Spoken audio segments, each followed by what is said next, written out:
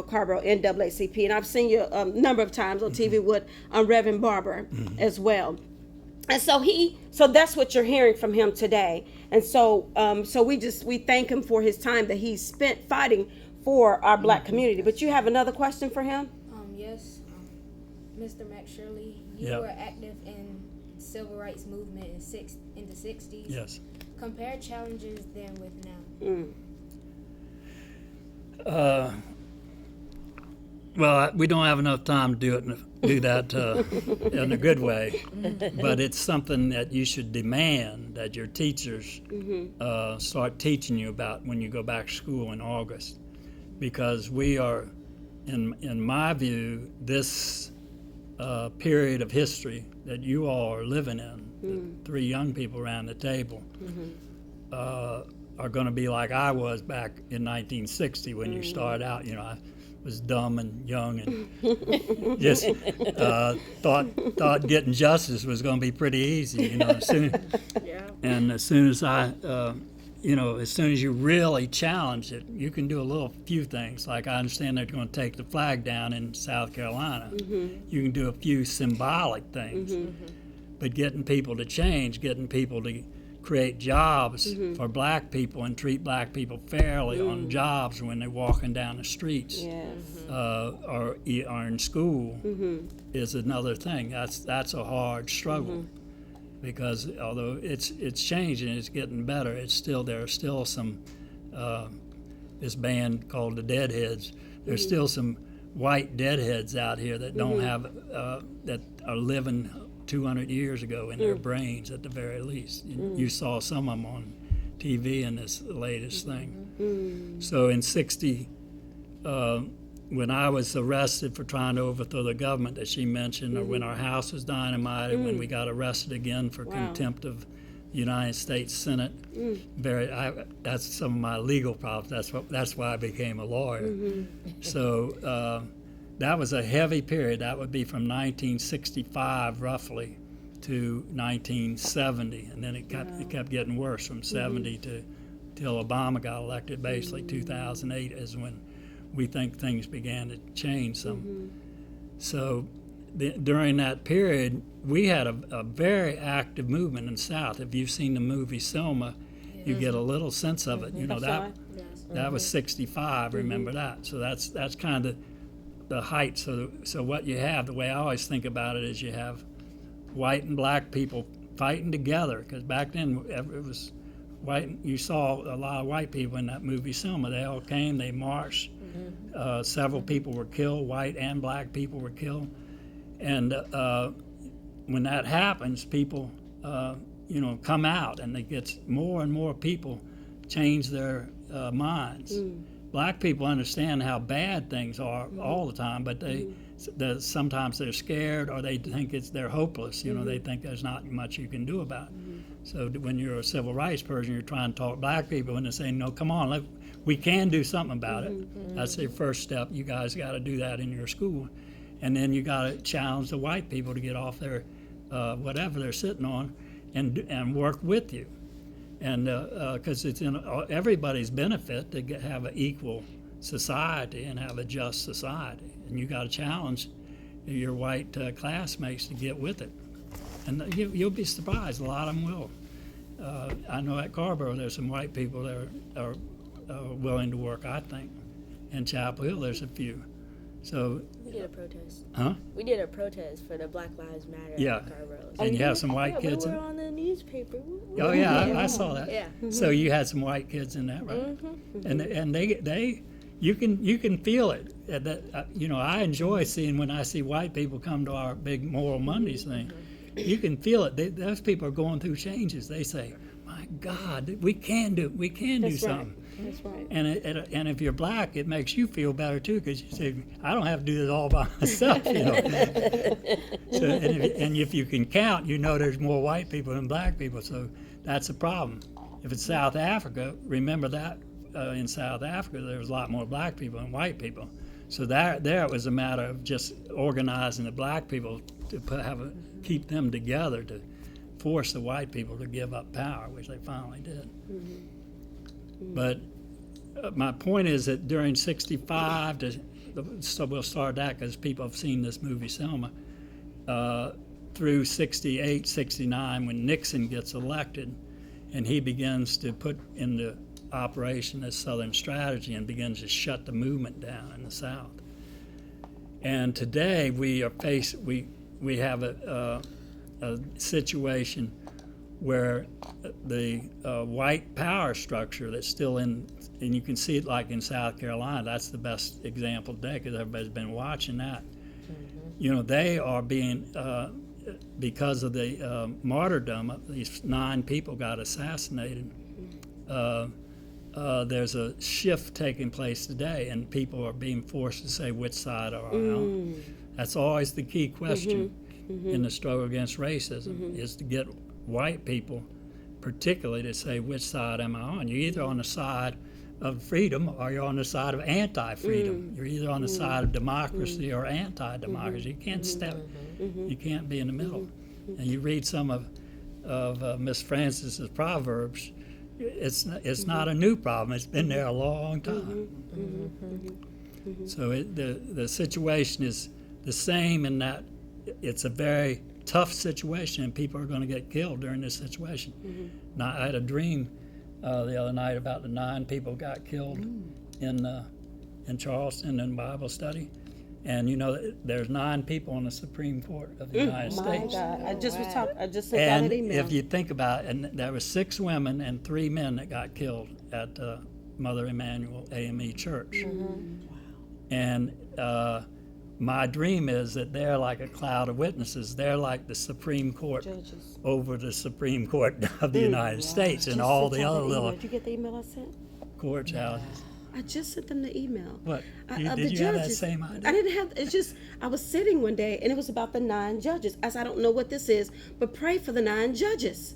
This is the time that we're living in. But with you saying that, there's so much that is going on, and I know you fight, you stand in the gap, and you raise your voice for do the so many best you people. can. What are some of the things that they could look for in their schools? You said, okay, is your school is in Durham? Yes, ma'am. Durham, you're here in this area, Chapel Hill. And then some of the viewers, because we're viewed in Durham and also Chapel Hill. Good. What are some of the things as they're at school, and we're talking about standing up, coming together, not being rude, because now they have this thing of because if it's a difference.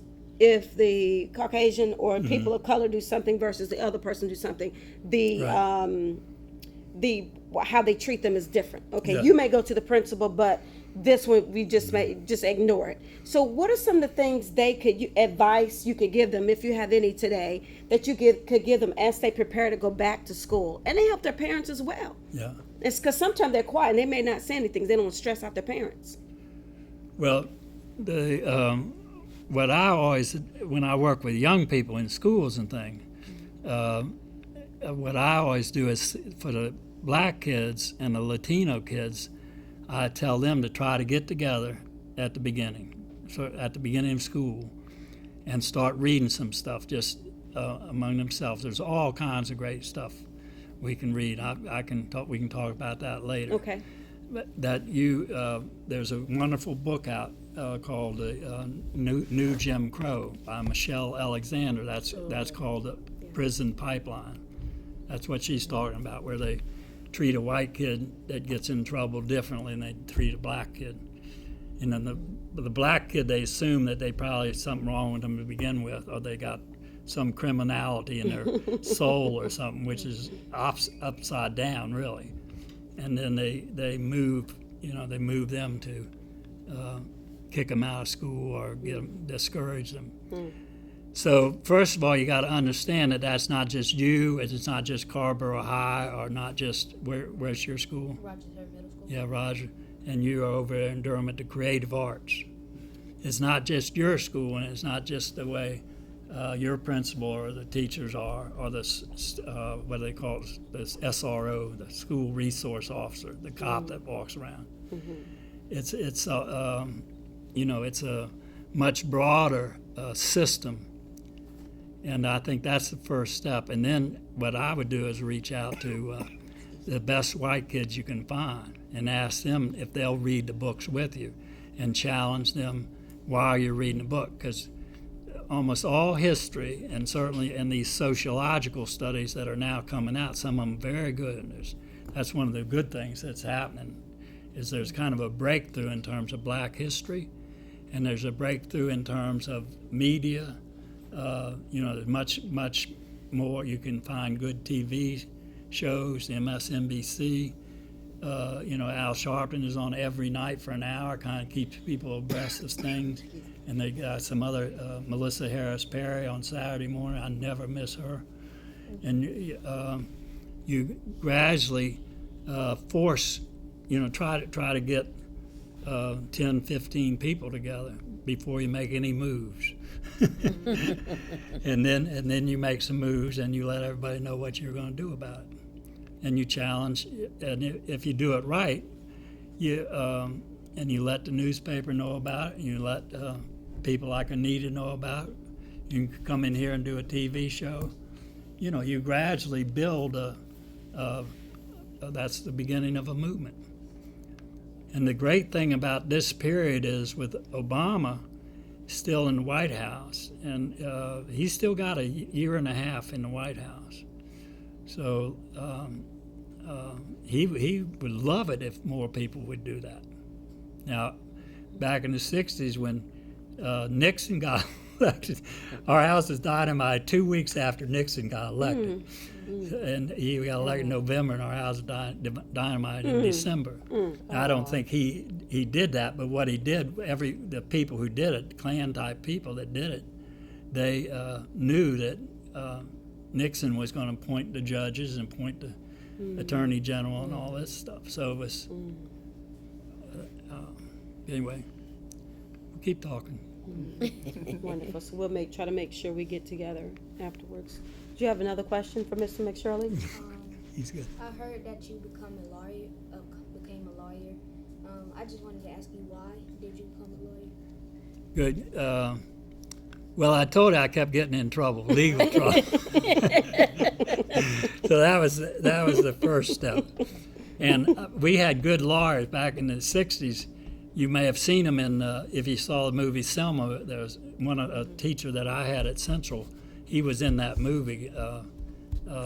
He was Dr. King's lawyer. Remember when they finally got before the judge? Dr. King said, let's wait until the judge makes the ruling. And those lawyers, one of them was one of my teachers at Central. Really? So, yeah. And then I had, when we were in Kentucky and we were arrested, we had some of Dr. King's lawyers were our lawyers then, too. Oh, wonderful. Mort Stavis and Bill Kunstler and Arthur Kanoy, who were all from New York. And they developed a Center for Civil Rights, it's called, Center for Constitutional Rights in New York. So I worked with them trying to save myself, basically. And I learned a whole lot just watching, these brilliant lawyers. It used to be, I'm hoping the three of you are thinking about becoming civil rights lawyers. Lord knows we need them. we don't really. There's not very many in North Carolina. And but Reverend Barber, as you know, we sue people left and right. You don't just become a lawyer to defend people that get in trouble and try to keep them from getting long jail sentences and giving them the best defense in the criminal courts. The law, particularly civil rights law, says you can sue people if they treat you badly. And we do. We sue them. Brown versus Board, that was black parents, in the 30s and 40s and 50s suing white school boards and white states. And that was all NAACP. Those were NAACP lawyers traveling all over the South, finding good cases, and so I became a lawyer by watching how important it was, and then I quickly learned there weren't very many, and I learned also that it was something white people could do, and they very quickly get accepted in the black struggle. So that was also a good thing for white people. Black people that go to law school you know, what we need is more black people that don't want to make $1 million. In other words, they could maybe scrape by on $50,000 or $100,000, you know, and be civil rights lawyers. What happens is you get the devil comes up behind you. Hey, buddy, you want to be a lawyer? You make $1 million. No, I want to be a lawyer to help my people. That's right. No, I'm going to show you how to make a lot of money. That's what happens to you, so you got to be careful about the devil.